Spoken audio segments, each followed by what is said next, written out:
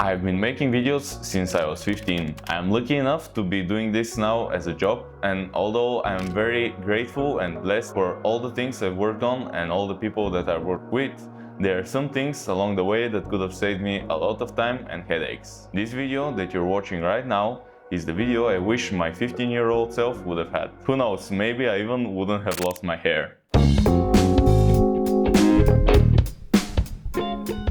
Learn the basics before breaking them. I know that everyone says, hey, you gotta build a strong foundation or whatever. If your foundation is bad, you can't do anything else.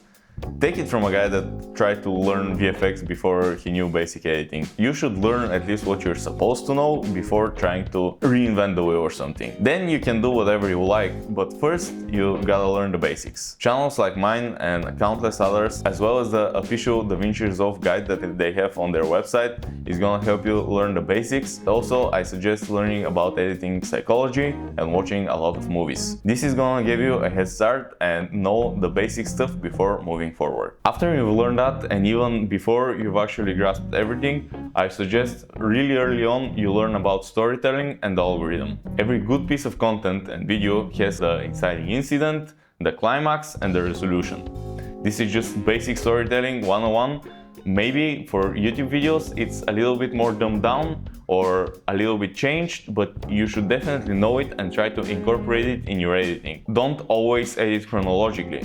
You need to tease the midpoint at some point in the intro, you need to build up to the climax and then do a satisfying resolution at the end. Also the algorithm. There are some things that you should know, and if you want to break them, for example, these videos aren't exactly, in this video I'm gonna show you 10 tips that you can't live without or whatever. I just don't like that. But you should know what works on YouTube, and then if you wanna break it afterwards, that's fine. You can talk with clients about that as well. But you should know what works before breaking it. But you can't do your job and see what works if you're not on a reliable software that has a future. It's really no secret that I absolutely love DaVinci Resolve and Blackmagic design as a whole. I can't believe that we're getting all of these updates for free after buying just once the studio version, and of course they have a very fully featured free version out there that you can absolutely do work on. I started making money on the free version of Resolve and then quickly bought a license, and I really love that they're actually listening to their community. This is not sponsored in any way, but I still think they're an awesome company and you should support them and use their software. But whatever you choose, even if you want to choose something else for VFX or whatever, make sure that the software has a future and you're not just stuck in something that doesn't work. But even the most reliable software is not gonna be so reliable if you're not organized. Make sure that you know inside and out where your files are and be very particular about everything. Create power bins in Resolve, know where all your effects, music and transitions are, and building a habit like that is gonna really help speed up your process and be a lot more satisfied with your work. Alright, so let's say you took like 1 week to just go through all the DaVinci Resolve training footage, watch my channel, watch other channels like mine, learn the basics and know pretty much how to edit a video. Maybe not the best, maybe not the quickest, but you know what to do. The next tip is to absolutely ignore everything I've said in the first point of this video and just break all the rules. What I mean by that? Have a project in mind. Shoot something, edit something, whatever. Use stock footage. But have an end goal in mind and then try to get there. Find a way to actually create what you want to create. I don't think anyone knows absolutely every button and function on Resolve, even most of the Blackmagic employees probably. A master of a software doesn't really know everything that the software can do.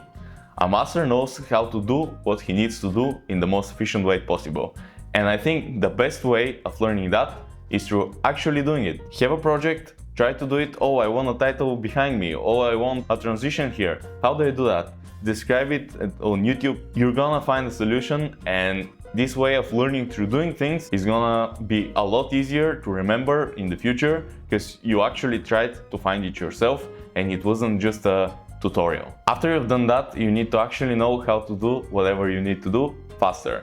So learn all the shortcuts that you need. Watch my video on how to edit faster and go to DaVinci Resolve keyboard shortcuts and see what is possible with this software. There's a lot of things that you wouldn't think about and they can save a lot of time. So learn your shortcuts early on. This was a mistake that I did. When you're doing laundry, you don't take one shirt, put it in the washing machine, then get it out, put it in the drying machine, and then do that with every single item. Well, that's pretty much what you're doing when you're just editing as you go. When you have a big project and you just get the first part and then put it in the timeline, polish it up, color grade, put titles, put sound effects, and then move on to the next part. Oh, actually this needs to go before that, after that, whatever. This is not a good way to work. Batch tasks. Do first the rough cut, then maybe do the color grade and fix the audio, then add the visual effects and sound effects, and then polish it up and deliver. Whatever system works for you, just batch tasks. This is not only gonna help you plan out your project, because I don't think you should edit chronologically. Almost ever, we are storytellers, we should move things around and make it better for the viewer, but also your brain isn't really good at multitasking. If you can sink in the next 1 hour and a half just doing the rough cut without thinking about sound effects, music or whatever, it's gonna be really helpful. You can get into the flow state and things are gonna move a lot quicker. I should say something here though. When the muse speaks, follow it. So if you're doing a rough cut and you're like, oh my god, I need to do this, do it. However, it's not productive at all. It's not the best thing to do, but when you have that excitement and hype to put a title behind something or just do some visual effects, do them right away, because this really needs to be cherished. This is what inspires us, and if you don't do it at the moment, then the moment's gone and you don't want to do it. That, of course, if your deadline allows for it, it's kind of contradictory to the point. 90% of the time, batch tasks, be productive, but when that muse speaks, follow it. Early on, notice what you like about other editors and try to create your own unique style. As people say, steal like an artist. I don't mean actually stealing someone's style, but you should definitely see what you like and try to make it so it's obvious that you edited something. Of course, this is different with client work. I think a sign of a really good editor is that you can always see their own touch and little style in every video. It can be really subtle. With some clients you need to scratch that entirely, don't push it on people, but I think you should know what you like, what style you like, and create your own signature editing. After you've created your own signature style and you know pretty good your way around the software and what editing is about, you should invest in the best gear that you can. And I don't just mean a computer here. Of course, a computer is really important. I've talked in other videos about how your hardware shouldn't be stopping you, but more important than that even is your comfort and your health. So blue light glasses, ergonomic mouse, a good chair, things like that that's gonna make your everyday experience really cozy and you're gonna feel good while editing. Now that you're settled in, cozy and good, let's talk about creating a portfolio. And this is one of the most important things you can do as a video editor. In the beginning, treat every project as if it's client work. What I mean by that, don't stress about everything, but put in your all, try to polish it, and try to make a very good portfolio to find clients. I promise you, you can have a client within like 1 month if you just take it seriously.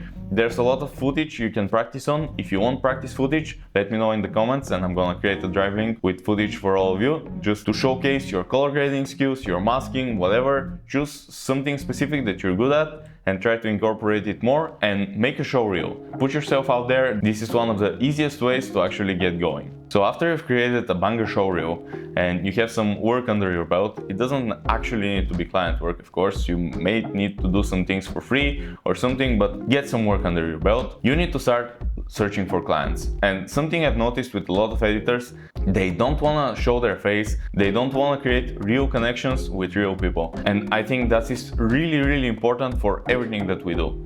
Stand behind your work, don't be afraid to put yourself out there, send emails, record videos, whatever. When you're talking to clients, try to actually talk with them like they're real people. Even if it's a big corporation, you're talking to a real person that you can help. So stand behind your work and be positive. Something might come along from it. I think that's the best policy and that's what I've always been doing and it works pretty good with me. When you find a client, always underpromise and overdeliver. If you think you can get it done by Friday, say Tuesday. Always leave a buffer, don't promise too much, so they can be impressed. If you want to do a lot of extra stuff, that's great, even better. But if something comes up, and something always comes up, problems with your computer, you don't have enough time, you overestimated what you can do, they're still gonna be happy because you didn't overpromise them. So this is a really important tip that I will give every new starting editor. Let's say that is done and you have an actual project that you're working on. Something that I would suggest is have a minimal passable edit, or M.P.A. I'm gonna coin the term if someone didn't already. What that means is you have something that you can deliver. It's polished enough, it looks great, it's not extra, but it's good. After you have that, I feel like if I just spend a lot of time making something really cool and special, but I don't have the outro or something, it's even worse for my mental health. I can't focus and I can't do my work as best as I can. But when I have a full edit that I can just hit export right now, send it to a client, and they're gonna be happy, I can have more time to just add extra stuff, visual effects, whatever, and I'm actually gonna be very relaxed. And I feel like my work is even better when I have just this minimal possible edit, and then I can build up on that. And if the deadline comes, then I can just send it, but if I've left enough time, I can just spend it to make something even more special, so everyone is happy. After you've done that, let's say you've worked with someone on a daily basis, you're getting pretty good at it, you're comfortable, never stop optimizing. We can get into the loop and we're like, alright, I'm doing good enough of a job here. You can always look back at your work and try to optimize it. I think you should always strive the third project from the same type to take you half the time it did the first time around. On the same note, you should never stop learning new things. Even if you're stable and you've worked with a client for a while and everything works well, or you do your own projects, always try to find new cool effects and things that you can do with your editing. I'm not talking about only following trends, although that is absolutely fine.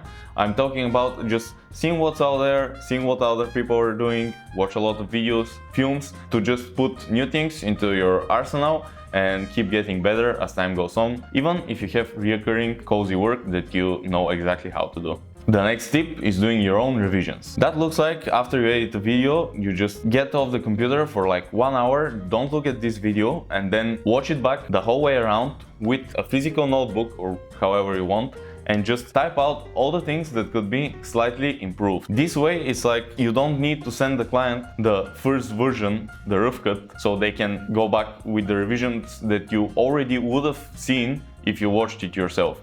So I just take a notebook and write, alright, from 123 to 255, you can lower the audio a little bit, or I can add a transition here. You will be surprised how many things you see when you're not constantly editing, because when you get into that tunnel vision of actually working, you can see a lot of the stuff that you can later. And lastly, if you're doing this as a career, find out what the most successful editors in your niche are doing and find out what it takes to do that. This could mean a lot of things. One of the things I would suggest is position yourself not only as an editor, but as a strategist, and try to constantly improve your clients' videos and make them better each time, so more people watch and they get more value out of it. But we can't get too in depth into this video, so leave in the comments down below if you want to see a video specifically on that. But yeah, it's really easy, just see what works and do it yourself. Thank you guys so much for taking the time out of your busy day to watch this video. This one really was pretty long, so I really do appreciate you sticking around. Thank you once again, please subscribe, and YouTube thinks you should watch this video next.